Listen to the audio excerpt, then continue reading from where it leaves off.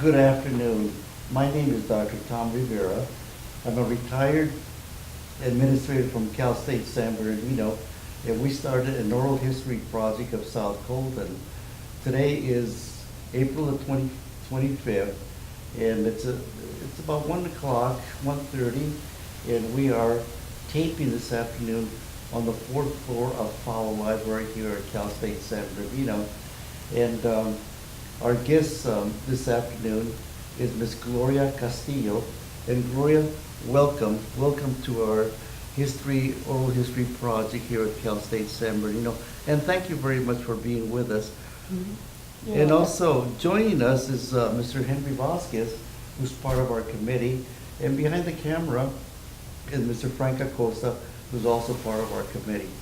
And why don't we get started?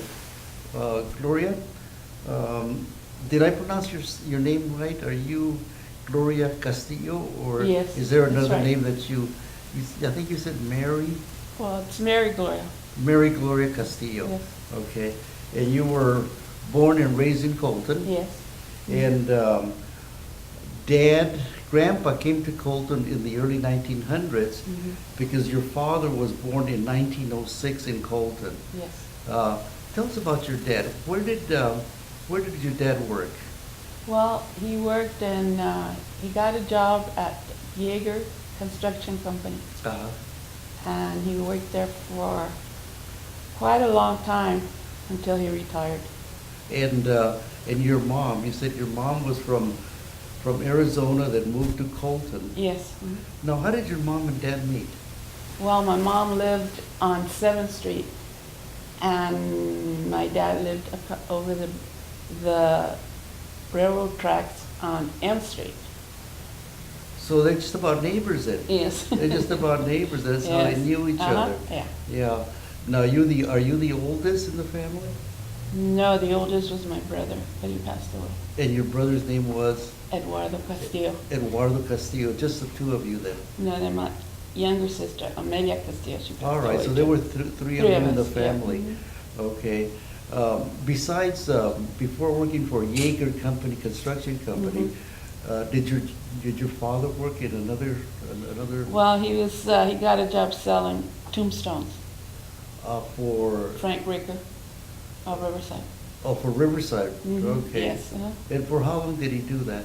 Oh, he did, well, actually, he would go pick oranges too, and the stones were on, like, if he had time, they would send him a card, or Mr. Ricker would call him, we have somebody that needs you to go down there to see, they will buy a stone. So perfect timing, because today we're going to talk about the citrus industry, the oranges in Yes. in our area, the Mhm. Inland Empire, and specifically Colton. And tell me, Gloria, you graduated from Colton High School. Yes, And after that, you went to business school. yes, And then after you graduated from business school, you must have been about 20, 21 or so. Your uncle Evaristo Gordo Castillo, Mhm. who was a contractor for the packing house and also the pickers, mentioned to you that there was an opening Mhm. at the association. What association was that? What was the name of the association? Redlands Highlands Association. Redlands Highland Association, and Mhm. they were basically, what was their, were they the people that were in charge of the orchards in the Redlands Highland area in Colton, or were they the packing house? Well, it's the packing house. They were the packing house? Mhm. They were the packing house. And what area did they cover, Gloria? Would be Redlands, East Highlands, I think Riverside. That's another one. I think that's it. So mostly the Inland Mhm. Empire, Yeah. right? Mhm. Redlands Highland, Mhm. maybe Rialto, Colton. Oh, yeah, Rialto had a packing house Rialto, there, yes. Colton, Mhm. and also much of the Riverside area. Yes, uh-huh. Okay. And tell me, you started working for them, and How did you get the position, Gloria? My uncle told my dad that they had an opening there.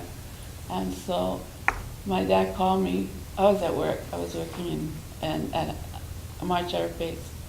He called me and he told me, and he said, why don't you go? Your uncle says they need somebody there. So the next day I went. I talked to them. They asked me questions if I knew how to do the thing. And I said yes, so they hired me. And next day I started working for them. And your position was what, Gloria? Payroll clerk. You were a payroll clerk because at business school you were an accountant? Yes. Okay, so that was kind of an easy one then. Oh, yes. It worked out It well. was. And tell me, what were your responsibilities? What were you in charge of? Okay, well, I was in charge of making out the payroll, balancing it out, and then making the checks. For each foreman had their group, the foreman. They would bring in their slips without boxes and all that. We had to count and make sure that the count was the same as we had for the pickers. Okay, so you, there were several foremen like your uncle. Mhm, yes. Más o menos, how many foremen were there? There were about 7. 7, and Uh-huh. they covered the whole Inland Empire. Yes, then. uh-huh. And basically, they would submit the money that was owed to the pickers, Yes. and then you would make the checks for the pickers. Mhm. And how many days did the pickers get paid for? It would be 5 days. They worked 'Cause 5 days? Yeah, 5 straight. Any Saturdays? Sometimes they would work on Saturday, but mostly not that often. But Saturdays was when the harvest was ready to be picked then. Yes. Uh-huh. Okay. And más o menos, Gloria, how much were the pickers paid? Oh, well, they were paid by By the a box, yes. By the box? Uh-huh. I remember when I was picking oranges, it must have been 14 or so years. You know, I was a rata. Uh-huh. I couldn't Oh, climb the yeah. ladders. But You I did the got bottom. the bottoms of the trees. Yes. And I would pick about 20 boxes, and I get about a quarter per each box. Mhm. So the going rate must have been about, for grapefruit, the going rate was about 15 cents. And for oranges, it was about 25 cents. Mhm. Yeah, that was the going Yes. rate.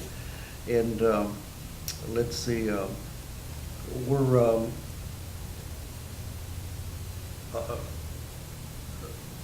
did, I should ask you then, you mentioned your dad was picked oranges. Mhm. And then you mentioned that your uncle was the one that got the job for you Mhm. with the company, the citrus company. I forgot the name of the citrus company. Redlands Island Association. Redlands Highland Association. Mhm. And then you started working for them. Now, how did your uncle become a contractor for the company? Well, Michael would always go to Redlands or East Highlands to talk to some friends that he had. And the main officer of United Packers, Mr. Bob Garcia, would tell, that sometimes they had foremen and they would leave, so they would tell the workers if you know of anybody that would come and, bring pickers and that. And they told my uncle, and he went, and they got him, he got the job, so. Okay. And as a contractor, he was assigned one area of where to take the pickers to pick oranges? Mhm. They had several areas because there's several growers, Okay. mostly like it was in Redlands, and they had some in Riverside and East Highlands. Okay. Mhm. So the growers belong to the association? Yes. And they would contact the association and make sure that their harvest was picked by Mhm. somebody that Yes. represented the association. Mhm. And you had about 7 foremen, and one of the foremen was your uncle, Mhm. Evaristo Bordo Castillo. Castillo. Okay. Now, as a contractor, what was he responsible for? Well, to get the pickers there to the grove on time. Okay, now, in recruiting the pickers, in Colton, his area was Colton, Mhm, all the yes. pickers came from Colton. Mhm. Now, how did he recruit the pickers to work for him? Okay, well, the pickers, they knew more or less, somebody told him that he needed a crew, and they all, they all talked to each other. So finally, they went to my uncle and said that they wanted to pick oranges. Okay, and the crew was how many people? Do you know? Usually it was about 10 10, pickers. 10 pickers? Mhm. And besides recruiting them and hiring them, Mhm. what else was he responsible for? Was he responsible for picking them up? No, usually if they were, and lived in Colton, they usually had their own transportation. Okay, Yeah. yeah, but for the most part, I remember when I picked oranges, um, the contractor would pick us up Yeah, in the uh-huh. different neighborhoods. Yes, Like in our place was the Veterans Park in South Colton. Oh, And then we went around Colton and picked up different people. yes. Did your uncle also do that? Yes, he would, the ones that didn't have transportation, he would pick them up.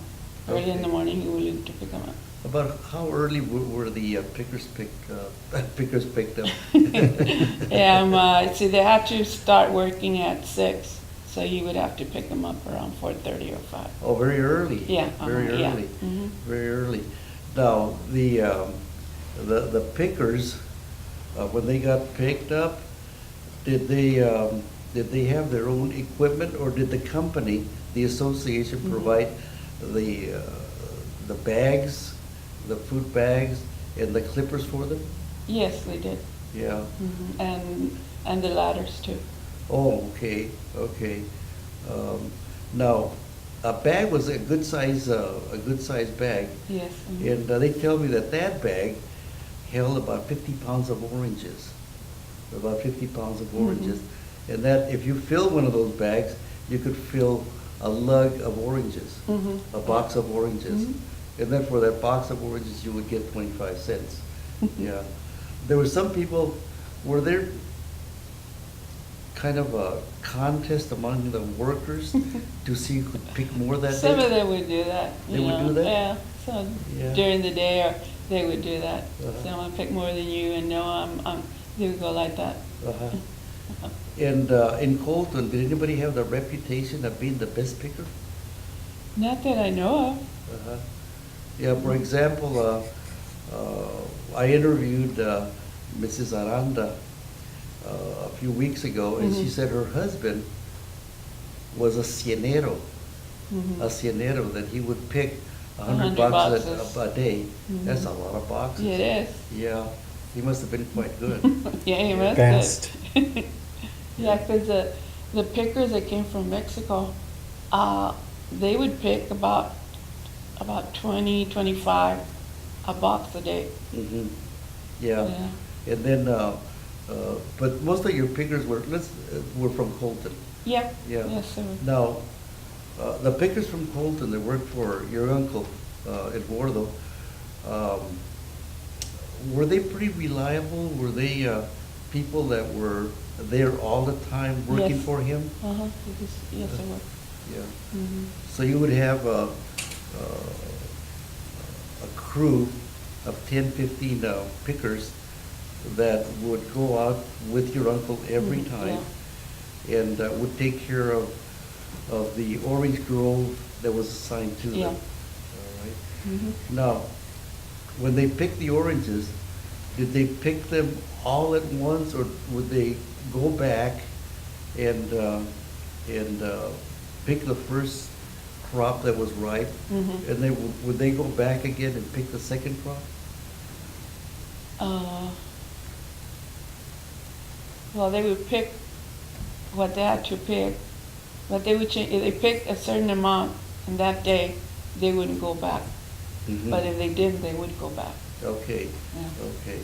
Now, you mentioned that your uncle had a good, reliable pickers.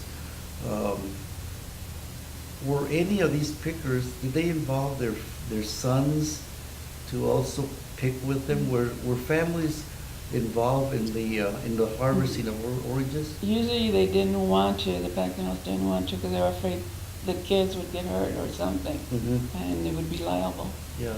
So usually, like on Saturdays, if they pick, 1 or 2 could go, Mhm. There would be ratos that just picked on the bottom. Yeah. So they would be kind of protected from climbing those trees. Yes, yeah. Do you remember how high the ladders were? Because I remember the contractor, like your uncle Gordo, would tie a trailer behind his Yeah. his truck, Mhm. and then put all the ladders on there. Mhm. Do you remember how high those ladders were? Were they about 16, I think they were 16. 16 footers? Mhm. 16 footers, made out of wood or made out of wood? Some were made out of wood, and then later on they had the ones that were aluminum. Mhm, Yeah. mhm, mhm. Yeah. And they would work from, say, you said they would start at 6 o'clock. 6 o'clock. They would work till 12, Mhm. Then they have their lunch.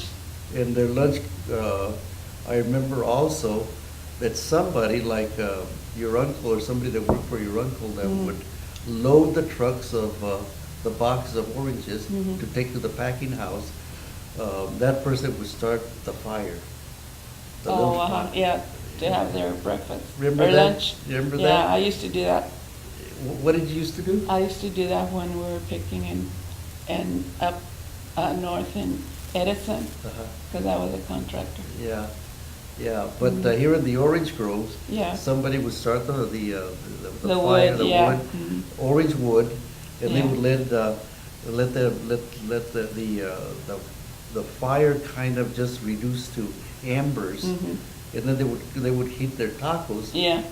with the embers, Yes, it would. and their tacos were made out of, what did they make the tacos out of? Flour tortillas. ¿Y qué más? What do they put inside the tortillas? Beans. Frijoles and what Yeah, else? carne, chile con carne. Chile con carne. ¿Y qué Chorizo. más? Chorizo. Yeah. And a little bit of huevo. Mhm. And they would put those tacos on top of the embers. And when you took them out, they were nice and hot Yeah. and crunchy and delicious. Mhm. ¿Verdad? Yeah. Yeah, they were great. They were just great. Anyway, you worked for the association. How many years did you work for the association? 35 years. You were there a long time. Mhm. You were there. And the association headquarters was where? After that, they changed it to Redlands. We're right in, here in the net. They changed, we got an office in Redlands because Colton Cam was going to be torn down. The old office going to be torn down? Mhm, the camp. The camp? Mhm. And then so they decided to build or put a new office? No, they got one that was already there. You know, they rented it. Where was this? It was in Redlands, I can't remember that. I know near the bridge, I can't remember the name of the street. Mm-hmm. Redlands Boulevard, this way and then that one. Was it close to downtown Redlands? Yes, Okay. It was in that far. And the name of the organization was still the same? Yes, And I forgot what it was? Redlands Highlands Association. Okay. When you mentioned that your dad was originally started working as an orange picker, many of our areas like East Highland, Mhm.